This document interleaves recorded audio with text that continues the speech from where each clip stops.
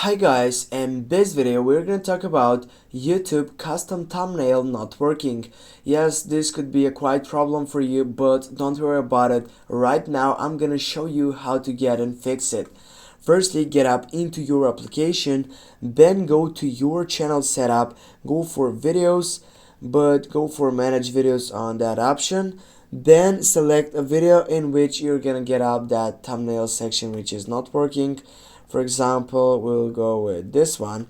Go for edit on the third selection, and here on the first side it is the sideline with a thumbnail. Now how do I change it? If I tap on it, as you can see, there is no option for it. This is why I will get back, and then I will just type again on that section, and as you can see, you have edit advanced settings in Studio. Go for it. Then you need to install YouTube Studio section, and right after you install the section, you're gonna be able to get up to that thumbnail section, and you can change it if it doesn't get up on your side. Thanks for watching. Don't forget to hit that like and share the video. See you soon, guys.